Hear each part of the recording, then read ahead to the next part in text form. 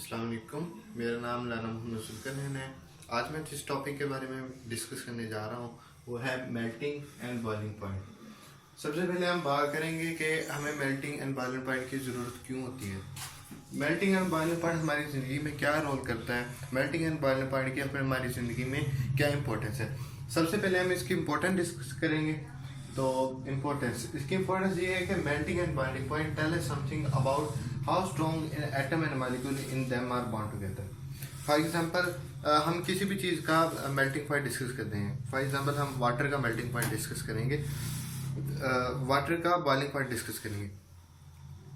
Water को जैसे जैसे एनर्जी मिलेगी उसके मालिक्यूल अपनी साथ वाले मालिक्यूल से अट्रैक्शन ब्रेक करेंगे और ऐसा ऐसा वेपराइज होने की कोशिश करेंगे। तो वाटर का बॉइलिंग पॉइंट 100 डिग्री सेंटीग्रेड है। तो हमें ये पता चल जाता है कि वाटर 100 डिग्री सेंटीग्रेड तक हीट बियर कर सकता है। इसके ऊपर वाटर हीट बियर नहीं कर सकता और उसके मालिक्यूल सारे ब्रेक होना शुरू हो जाते हैं।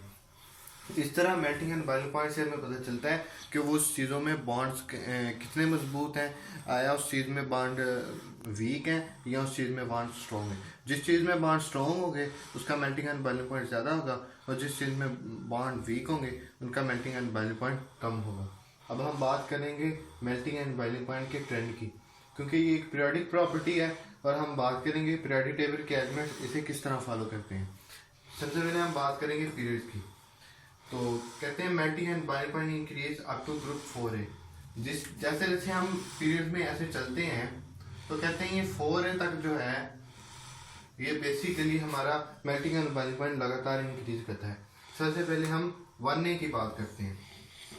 1A कहते हैं 1A has low boiling point because they use 1 electron to form bond. For example group 1A में आ गया hydrogen, lithium, sodium, potassium, rubidium and caesium. इन सब के वैलेंस शेल में होते हैं सिर्फ एक एक इलेक्ट्रॉन। तो ये सिर्फ एक इलेक्ट्रॉन यूज करते हैं अपने बॉन्डिंग में। सो इनकी बॉन्डिंग थोड़ी वीक होती है। फॉर एग्जांपल इसका हिसाब हम यही लगा लेते हैं कि हम किसी चीज को एक रस्सी से बांधते हैं तो उसकी बॉन्डिंग थोड़ी स्ट्रॉन्ग होती है। अब नेक्स्ट बात करते हैं हम ग्रुप 2A एलिमेंट की। ग्रुप 2A एलिमेंट का जो मेल्टिंग एंड बॉइलिंग पॉइंट है वो ग्रुप 1A एलिमेंट से ज्यादा होता है, क्योंकि ये 2 इलेक्ट्रॉन को इस्तेमाल करते हैं बॉन्डिंग में। वही बात, एक ईंट को हमने एक रस्सी से बांधा हुआ है, एक ईंट को हमने 2 रस्सियों से बांधा हुआ है। जिसको हमने 2 रस्सियों से बांधा हुआ है जाहिर सी बात है वो ज्यादा मजबूत होगी, और जिसको हमने एक रस्सी से बांधा हुआ है जाहिर सी बात है वो थोड़ी कम मजबूत होगी। इस तरह उस एक रस्सी वाली ईंट को तोड़ना ज्यादा इजी हो जाएगा और 2 रस्सी वाली को तोड़ना थोड़ा ज्यादा मुश्किल हो जाएगा। अब बात करते हैं कार्बन। कार्बन का है ग्रुप 4A। हमने बात की थी कि ग्रुप 4A में जैसे जैसे आगे चलते जाएंगे वैसे वैसे मेल्टिंग एंड बॉइलिंग पॉइंट बढ़ता जाएगा। तो ग्रुप 4A में हम बात करते हैं कार्बन की। कार्बन का ग्रुप 4A में मैक्सिमम बॉइलिंग पॉइंट होता है, क्योंकि कार्बन में होते हैं 4 इलेक्ट्रॉन। जिस तरह हम बात करते हैं एक ईंट को हमने एक रस्सी से बांधा, एक को हमने 2 से बांधा, एक को अब हमने 4 से बांधा हुआ है। जब हम 4 से बांधेंगे तो वो ज्यादा मजबूती से पकड़ी जाएगी और उसे तोड़ना ज्यादा मुश्किल हो जाएगा। इस तरह कार्बन है, कार्बन जब बॉन्डिंग बनाता है तो ये अपने 4 इलेक्ट्रॉन इस्तेमाल करता है। फॉर एग्जाम्पल कार्बन के साथ जब बॉन्डिंग होती है इसकी, इन केस ऑफ डायमंड का ये स्ट्रक्चर होता है टेट्राहेड्रल।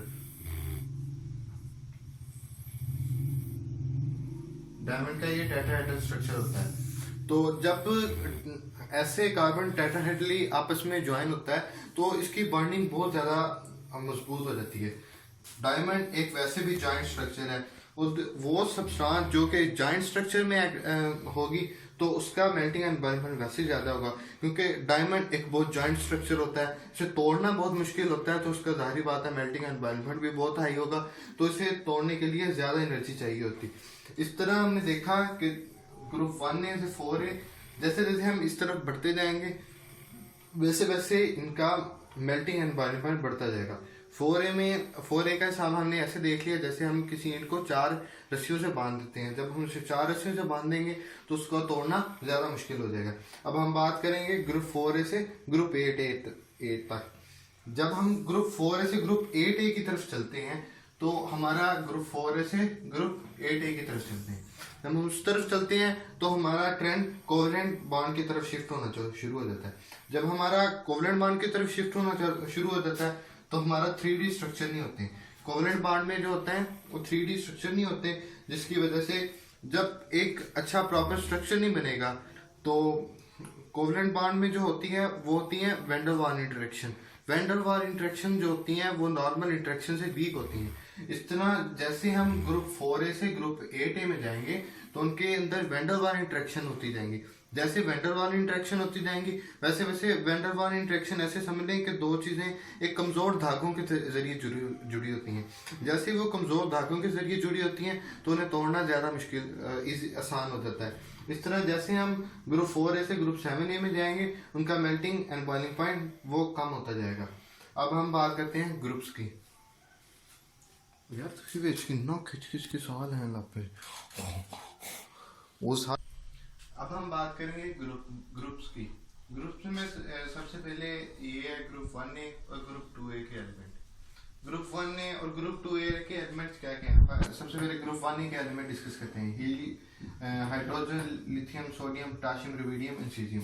और ग्रुप 2A के एलिमेंट डिस्कस करते हैं beryllium, magnesium, calcium, strontium, barium and radium.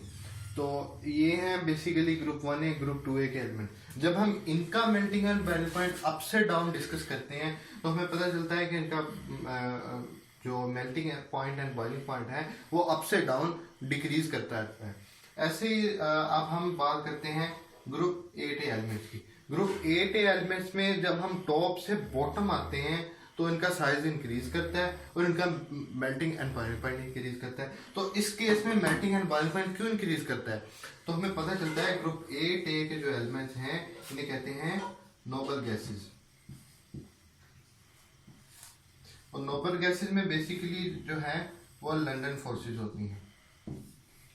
London forces जो हैं वो साइज के इंक्रीज करने से बढ़ती हैं, क्योंकि जैसे जैसे साइज इंक्रीज करेगा वैसे वैसे पोलराइजेबिलिटी इंक्रीज करेगी, और जैसे जैसे पोलराइजेबिलिटी इंक्रीज करेगी वैसे वैसे लंदन फोर्सेस बढ़ेगी। इस तरह आप पता चला कि ये जो ग्रुप 1A और ग्रुप 2A के एलिमेंट है इनका टॉप से बॉटम जो है वो melting point and boiling point decrease करेगा। लेकिन जब ग्रुप 8A के एलिमेंट है क्योंकि इनमें लंदन फोर्सेज होती हैं और लंदन फोर्सेज जैसे जैसे साइज इंक्रीज हो जाएगा वैसे वैसे लंदन फोर्सेज मजबूत होती हैं, वैसे वैसे जैसे जैसे लंदन फोर्सेज यानी कि आपस में इंटरेक्शन ज्यादा होंगे वैसे वैसे melting point and boiling point बढ़ेगा। ये था हमारा आज का टॉपिक।